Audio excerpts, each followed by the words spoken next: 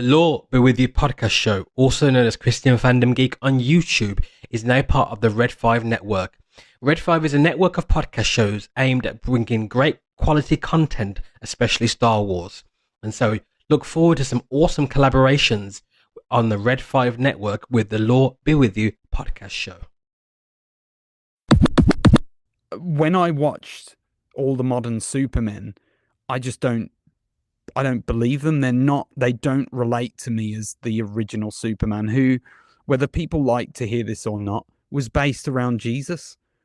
I'm not saying that the original writer, the original creator was a Christian, but he did base Superman off of Jesus. If you look at all of the archetypes of his character, it's all ripped from Jesus's story, as many traditional heroes often are. That, it's not me trying to be biased or be a Christian propaganda machine. It's just the reality that Jesus is a very popular figurehead, especially in America, which is a predominantly Christian, was a predominantly Christian country.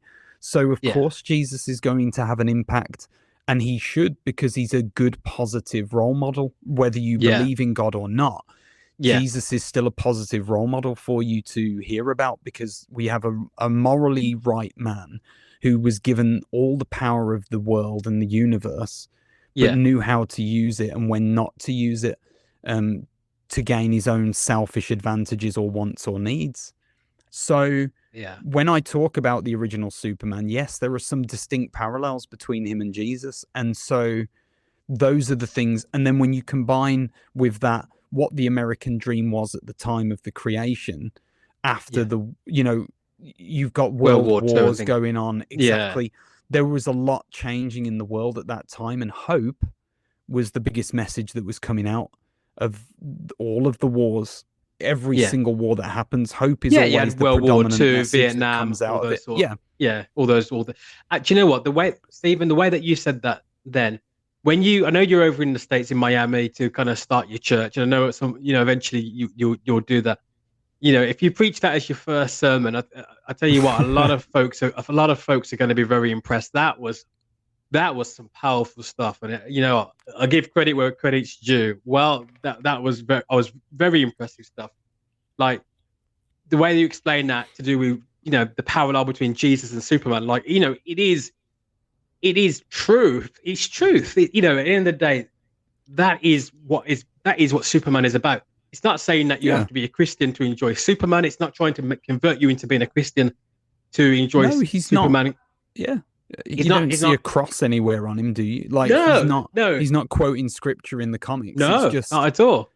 It's just that and this is the same with all creations. All of our man-made creations have come from somewhere. They've all been influenced by something or someone. Sometimes it's multiple people. That I remember Del Boy, the creator of Derek Trotter and Only Fools and Horses. Yeah. He wrote everything based around people he grew up with, and each character was actually based on a real life person.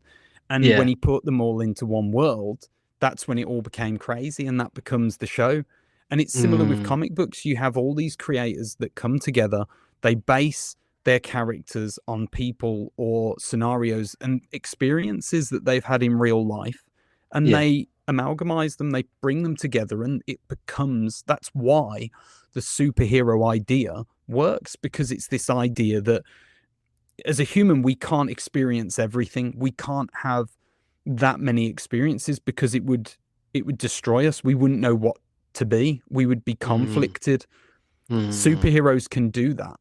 They're allowed multiple powers. They're allowed multiple experiences, hence the multiple universes that exist. It allows us this idea to actually be able to believe that these characters could experience a plethora of things in their life, whether it's suffering, whether it's glory and power, or selfishness and jealousy. Like, all those emotions can come out in different universes and through different ideals of each character, and that's okay, and we can accept it. But in real life, that stuff wouldn't happen, because we'd go mad if we had that much of an overload of experiences. It just doesn't happen for one human. It's always a variety of people that have been put together to create these superior beings.